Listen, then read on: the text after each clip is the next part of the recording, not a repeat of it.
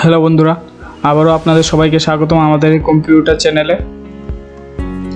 আজকে ভিডিওটা হচ্ছে বিগত দিনে আমরা যে প্রশ্নগুলো তুলে ধরেছিলাম তার সেকেন্ড পার্ট। তো আজকের প্রথম প্রশ্ন হচ্ছে, who appoint the prime minister of India? ভারতের প্রধানমন্ত্রীকে কে নিয়োগ করেন? ভারতের প্রধানমন্ত্রীকে নিয়োগ করেন ভারতের রাষ্ট্রপতি।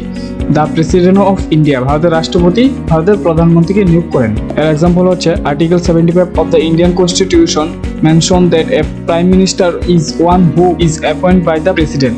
ভারতীয় সংবিধানের আর্টিকেল 75 অনুচ্ছেদে উল্লেখ করা হয়েছে যে একজন প্রধানমন্ত্রী রাষ্ট্রপতি কর্তৃক নিযুক্ত হন। এরপরের প্রশ্ন হচ্ছে, the national flag of Indian has 3 colour.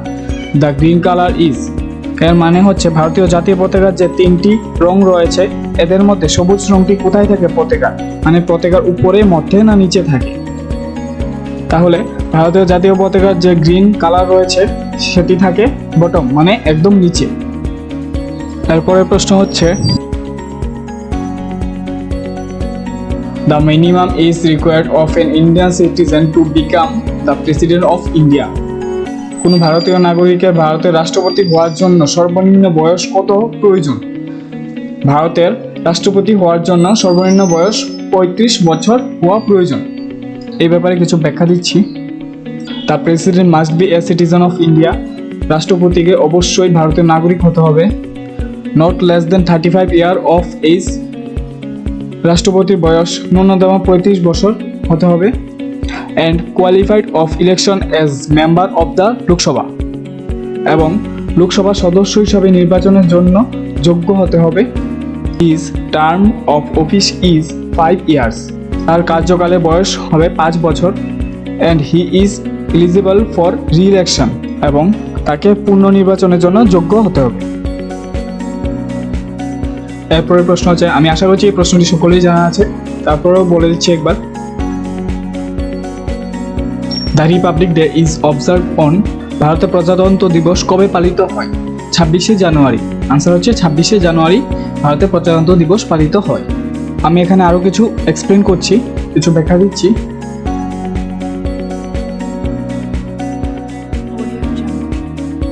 Republic day যদি আসে তাহলে হবে 26শে জানুয়ারি। ইন্ডিপেন্ডেন্স ডে তাহলে হবে 15 আগস্ট, আর 2 অক্টোবর হবে গান্ধীজি বার্থডে। গান্ধীজির জন্মদিন যদি বলে তাহলে হবে 2 অক্টোবর। এরপরের প্রশ্ন হচ্ছে, who composed the national song of India? ভারতীয় জাতীয় সঙ্গীত কে রচিত করেছিলেন? এর আনসার হবে বঙ্কিমচন্দ্র চ্যাটার্জি। ভারতীয় জাতীয় সঙ্গীত কে রচিত করেছিলেন? এর আনসার হবে বঙ্কিমচন্দ্র চ্যাটার্জি। এরপরের প্রশ্ন হচ্ছে, in SAARC C means, SAARC যে আছে সার্কের একটি ফুল ফর্ম আছে, ওই ফুল ফর্মের মধ্যে সির মানে কি? সি মিনস কি? তো সার্কের ফুল ফর্ম হচ্ছে south Asia association of regional কোঅপারেশনস। তাহলে আমরা পেয়ে গেলাম সি মানে হচ্ছে কোঅপারেশনস। আপনাদের এই ফুল ফর্মটাকে মনে রাখতে হবে। SAARC এর ফুল ফর্ম হচ্ছে south Asia association of regional কোঅপারেশনস। এরপরের প্রশ্ন হচ্ছে, which is the Nations highest honour? এর মানে হচ্ছে জাতীয় সর্বোচ্চ সম্মান কোনটি?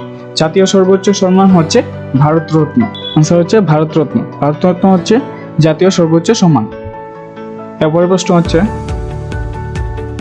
Atom bomb was first drop at, পরমাণু বোমাটি কোথায় ফেলা হয়েছিল? এর আনসার হবে হিরোশিমা। হিরোশিমায় পরমাণু বোমাটি ফালানো হয়েছিল প্রথম। এরপরের প্রশ্ন হচ্ছে, the UNO has its headquarter at, ইউনোর হেডকোয়ার্টার কোথায় অবস্থিত? নিউ ইয়র্কে ইউনোর হেডকোয়ার্টার অবস্থিত। এর কিছু ব্যাখ্যা হচ্ছে, ফুল ফর্ম অফ ইউএনও, ইউএনওর ফুল ফর্ম কি? ইউএনওর ফুল ফর্ম হচ্ছে ইউনাইটেড নেশনস অর্গানাইজেশন। এরপরের প্রশ্ন হচ্ছে, where will be the next Olympic games be held? এর মানে হচ্ছে পরবর্তী অলিম্পিক যে খেলা হবে এটি কোথায় হবে? এর আনসার হচ্ছে বেইজিং। বেইজিংয়ে পরবর্তী অলিম্পিক গেম হবে। আমি এই ব্যাপারে কিছু ব্যাখ্যা দিচ্ছি। বেইজিংয়ে যে পরবর্তী অলিম্পিক খেলা হবে এটা হবে 2022 সালে শীতের সময়। এরপরে যে খেলা হবে অলিম্পিক সেটি হবে 2024-এ গ্রীষ্মের সময়, সেটি হবে প্যারিসে। এরপরে যেই অলিম্পিক খেলা হবে সেটি হবে 2026 সালে, এটি হবে শীতের অলিম্পিক আর এটি হবে মিলান কার্টিনায়। এরপরে যেই অলিম্পিক গ্রীষ্মকালে খেলা হবে এটি হবে 2028 সালে, সেটি হবে লস অ্যাঞ্জেলেসে।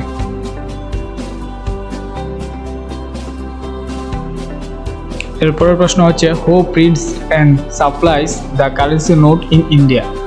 ভারতের মধ্যে কে টাকা পয়সা ছাপায় এবং সরবরাহ করে বা যোগান দেয়? তাহলে আনসার হবে রিজার্ভ ব্যাংক অফ ইন্ডিয়া। ভারতের মধ্যে একমাত্র রিজার্ভ ব্যাংক অফ ইন্ডিয়াই টাকা ছাপায় এবং সরবরাহ করে। আমি এর ব্যাপারে কিছু ব্যাখ্যা দিচ্ছি, মানে এক্সপ্লেন করছি। The issuance of currency is control by the RBI reserve bank of India. এর মানে হচ্ছে ভারতের টাকা পয়সা একমাত্র রিজার্ভ ব্যাংক অফ ইন্ডিয়ার মাধ্যমেই নিয়ন্ত্রণ করা হয়। এরপরে হচ্ছে current governor of RBI Shri Shaktikanta Das ashamed charge S 25 governor 12 December 2018। ভারতের আরবিআই গভর্নর হলেন শ্রী শক্তিকান্ত দাস। তিনি হলেন এখন ভারতের আরবিআই গভর্নর। আর তিনি চার্জ নিয়েছিলেন 25 গভর্নর হিসাবে, মানে 25তম গভর্নর হিসাবে।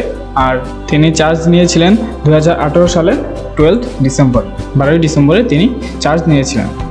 এরপরে হচ্ছে 1 rupees currency is signed by the finance secretary while the other note are signed by the governor of RBI. ভারতে যে 1 টাকার মুদ্রা আছে সেই মুদ্রাগুলিতে একমাত্র ফাইন্যান্স সেক্রেটারি সিগনেচার করে, আর এছাড়া বাকি সব টাকা আর মুদ্রাগুলিতে RBI reserve bank of India signature করে। এরপরে প্রশ্ন হচ্ছে the present Lok Sabha is the, মানে বর্তমান লোকসভা কোনটি? বর্তমান লোকসভা হচ্ছে 7th Lok Sabha was elected in May 2019। 2019 সালে 17তম লোকসভা ইলেক্টেড হয়েছিল। এর কিছু ব্যাখ্যা হচ্ছে Lok Sabha is known as house of the people. Lok Sabha house of the people নামেও পরিচিত। It is the lowest house of the parliament of India. এটি ভারতের সংসদের নিম্নকক্ষ। Term of Lok Sabha 5 years. লোকসভার মেয়াদকাল 5 বছর। Present speaker of Lok Sabha Om Birla. বর্তমান লোকসভার স্পিকার হচ্ছে ওম বিড়লা। এরপর হচ্ছে currently the house has 543 seat. লোকসভায় বর্তমানে 543টি সিট রয়েছে। এরপরের প্রশ্ন হচ্ছে সাহাদ্রি hills is also known as. Sahyadri পাহাড় কি হিসাবে পরিচিত? Western Ghats. Sahyadri hills western Ghat হিসাবে পরিচিত। এই ব্যাপারে কিছু এক্সপ্লেন করছি। It is known by different name in different regions. এটি বিভিন্ন অঞ্চলে বিভিন্ন নামে পরিচিত। For explain in Udaipur. উদয়পুরে এটি জগ্গা পাহাড়ি নামে পরিচিত। Hills of Harshnath is the name in Alwar and in Delhi it is known as Pahari of Delhi. হর্ষনাথের পাহাড় আলোয়ারে এবং দিল্লিতে এটি দিল্লির পাহাড়িয়া নামে পরিচিত। Himadri is also known as greater Himadras. আর হিমাদ্রি গ্রেটার হিমালয় হিসাবেও পরিচিত। এরপর প্রশ্ন হচ্ছে the Ujjayanta place was built in the year. Agartala যে উজ্জয়ন্ত প্রাসাদটি রয়েছে সেটি কবে নির্মিত হয়েছিল? 1901 সালে উজ্জয়ন্ত প্রাসাদটি নির্মিত হয়েছিল। এবং এটি কার দ্বারা নির্মিত হয়েছিল? Ujjayanta place was built by Maharaja Radhakishore Manik. Maharaja Radhakishore মানিক্যের সময় 1901 সালে উজ্জয়ন্ত প্রাসাদটি নির্মিত হয়েছিল। 1901 সালে উজ্জয়ন্ত প্রাসাদটি মহারাজা রাধাকিশোর মানিক্যের সময় নির্মিত হয়েছিল। এরপরে প্রশ্ন হচ্ছে the main festival of Chakma tribe. ত্রিপুরায় বিভিন্ন ধরনের ট্রাইবেল বসবাস করছে। এদের মধ্যে একটি ট্রাইব, মানে একটি উপজাতি নাম হচ্ছে চাকমা ট্রাইব। তো এই চাকমা ট্রাইবের মেইন ফেস্টিভ্যাল, মেইন উৎসব কোনটি? তাদের মেইন উৎসব হচ্ছে বিজু। বিজু উৎসব হচ্ছে চাকমার মধ্যে মেইন উৎসব। এরপরের প্রশ্ন হচ্ছে 8 মার্চ ইজ অবজার্ভ এজ, মানে 8 মার্চ কি হিসাবে পালিত হয়? এই দিনটি কি হিসাবে অনুষ্ঠিত হয়? International women's day. 8 March international women's day হিসাবে পালিত হয়। আমি আরও কিছু এক্সপ্লেন করছি। World environment day 5 June. যদি প্রশ্ন আসে ওয়ার্ল্ড এনভায়রনমেন্ট ডে কবে পালিত হয়, তাহলে আনসার হবে 5 জুন। বিশ্ব পরিবেশ দিবস 5ই জুন পালিত হয়। ওয়ার্ল্ড লিটারেচার ডে, যদি প্রশ্ন আসে ওয়ার্ল্ড লিটারেচার ডে কবে পালিত হয়, তাহলে 8 সেপ্টেম্বর। বিশ্ব সাক্ষরতার দিনটি হলো 8 সেপ্টেম্বর। আর যদি প্রশ্ন আসে ওয়ার্ল্ড ফুড ডে, বিশ্ব খাদ্য দিবস কবে পালিত হয়, তাহলে আনসার হবে 16 অক্টোবর। তাহলে আনসার হবে 16 অক্টোবর। যদি প্রশ্ন আসে ওয়ার্ল্ড ফুড ডে কবে পালিত হয়, তাহলে আনসার হবে 16 অক্টোবর। এরপরে প্রশ্ন হচ্ছে the sign of Buddhist culture is seen in Tripura is. ত্রিপুরায় বুদ্ধ সংস্কৃতির চিহ্ন কোথায় দেখা যায়? আনসার হবে পিলাক। পিলাকে ত্রিপুরা বুদ্ধ সংস্কৃতির চিহ্ন দেখা যায়। এরপরের প্রশ্ন হচ্ছে Hojagiri dance is related to the tribe of Tripura. এর মানে হচ্ছে নিচে এগুলির মধ্যে কোনটি হোজাগিরি নৃত্য ত্রিপুরা উপজাতির সাথে সম্পর্কিত? আনসার হবে রিয়াং। রিয়াং ট্রাইব এর সাথে হোজাগিরি ডান্স রিলেটেড করে। এরপরের প্রশ্ন হচ্ছে Tripureshwari temple was built in Udaipur by. ত্রিপুরার উদয়পুরে যে ত্রিপুরেশ্বরী মন্দিরটি রয়েছে এটি কে নির্মাণ করেছিলেন? কোন রাজা নির্মাণ করেছিলেন? মহারাজা ধন্যমাণিক্য উদয়পুরের ত্রিপুরেশ্বরী মন্দিরটি নির্মাণ করেছিলেন। আনসার হবে ধন্যমাণিক্য। এরপরে প্রশ্ন হচ্ছে the national science day is celebrated on. জাতীয় বিজ্ঞান দিবস কবে পালিত হয়? আনসার হবে 28 ফেব্রুয়ারি। 28 ফেব্রুয়ারিতে দ্য ন্যাশনাল সায়েন্স ডে পালিত হয়, সেলিব্রেশন করা হয় 28 ফেব্রুয়ারিতে। এরপর প্রশ্ন হচ্ছে which one is called Prayag situated at the confluence of the Ganga and the Yamuna. এর মানে হচ্ছে গঙ্গা ও যমুনার সঙ্গমে কোনটি প্রয়াগ নামে পরিচিত? আনসার হবে এলাহাবাদ। তাহলে এরপরের প্রশ্ন হচ্ছে Sundarban delta was created by. Sundarban delta কিভাবে তৈরি হয়েছিল? তাহলে এর আনসার হবে গঙ্গা অ্যান্ড ব্রহ্মপুত্র। গঙ্গা আর ব্রহ্মপুত্রের মিশ্রণে সুন্দরবন ডেল্টা তৈরি হয়েছিল। এর কিছু পয়েন্ট আমি ডিসকাস করছি এখানে। First point, Sundarban is famous of mangrove forest. Sundarban mangrove অরণ্যের জন্য খুবই বিখ্যাত। যদি কেউ বলে সুন্দরবন কিসের জন্য বিখ্যাত তাহলে আনসার হবে ম্যানগ্রোভ ফরেস্ট। এরপরের পয়েন্ট হচ্ছে Sundarban national park is situated in West Bengal. West বেঙ্গলে সুন্দরবন পার্কটি অবস্থিত and established in the year of 1984। এটি 1984 সালে প্রতিষ্ঠিত হয়েছিল and is famous for royal Bengal tiger. এটি রয়্যাল বেঙ্গল টাইগারের জন্য খুবই বিখ্যাত। এরপর প্রশ্ন হচ্ছে রাইট অফ কপালকুণ্ডলা। কপালকুণ্ডলা বইটি কে লিখেছিলেন? আনসার হবে বঙ্কিমচন্দ্র চ্যাটার্জি। বঙ্কিমচন্দ্র চ্যাটার্জি কপালকুণ্ডলা বইটি লিখেছিলেন। এরপরের প্রশ্নটি হচ্ছে who wrote train to Pakistan. Train to Pakistan বইটি কে লিখেছিলেন? আনসার হবে খুশবন্ত সিং। খুশবন্ত সিং ট্রেন টু পাকিস্তান বইটি লিখেছিলেন। এরপরের প্রশ্নটি হলো the battle of Plassey was fought in. Answer হবে 1757। 1757 সালে পলাশির যুদ্ধ লড়াই করা হয়েছিল। এরপরের প্রশ্নটি হলো ত্রিপিটকা আর সেক্রেড বুক অফ। ত্রিপিটকা যে পবিত্র গ্রন্থটি আছে এখানে নিচের এই অপশনগুলির মধ্যে কার আন্ডারে এই গ্রন্থটি পড়ে? আনসার হবে বুদ্ধিস্ট। তাহলে বৌদ্ধ ধর্মের আন্ডারে ত্রিপিটকা গ্রন্থটি পড়ে। এরপরের প্রশ্নটি হলো which one of the following started of India was the first to introduce panchayat Rajsabha. Panchayat রাজসভা ভারতের মধ্যে প্রথম কোথায় দেখা গিয়েছিল? পঞ্চায়েত রাজসভা ভারতের মধ্যে প্রথম হয়েছিল রাজস্থান। আনসার হবে রাজস্থান।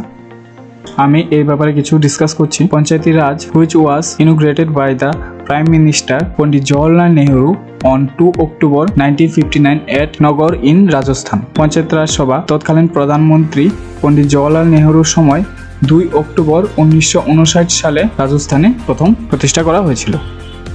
এরপরের প্রশ্নটি হচ্ছে where is the headquarter of state bank of India is situated. SBI মানে স্টেট ব্যাংক অফ ইন্ডিয়ার হেডকোয়ার্টার কোথায় অবস্থিত? আনসার হবে মুম্বাই। মুম্বাইয়ে এসবিআই ব্যাংকের হেডকোয়ার্টার অবস্থিত। একটা পয়েন্ট হলো state bank of India was Incorporated on 1 July 1955। 1955 সালে 1 জুলাই স্টেট ব্যাংক অফ ইন্ডিয়ার আন্ডারে অন্তর্ভুক্ত করা হয়েছে। এরপরের প্রশ্ন হচ্ছে the chief executive head of a state is the. একটি রাজ্যের প্রধান নির্বাহী বা মূল নির্বাহী প্রধান কে? আনসার হবে গভর্নর। গভর্নর হলো একটি রাজ্যের মূল মুখ্য নির্বাহী বা গভর্নর হলো একটি রাজ্যের প্রধান নির্বাহী। আমি এর কিছু ব্যাখ্যা দিচ্ছি।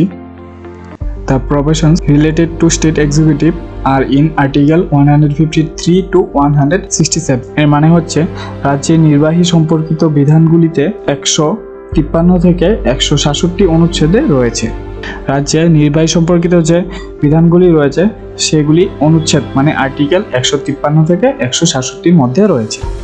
এরপরের পয়েন্টটি হলো the governor is the constitutional head of the state in the same way as president is the constitutional head of the union। এর মানে হলো গভর্নর একইভাবে রাষ্ট্রের সাংবিধানিক প্রধান যেভাবে রাষ্ট্রপতি ইউনিয়নের সাংবিধানিক প্রধান হন। তাহলে বন্ধুরা আজকে এই পর্যন্তই। দেখা হবে পরের ভিডিওতে। যদি আমাদের ভিডিওটি ভালো লেগে থাকে তাহলে দয়া করে লাইক, শেয়ার এবং সাবস্ক্রাইব করবেন।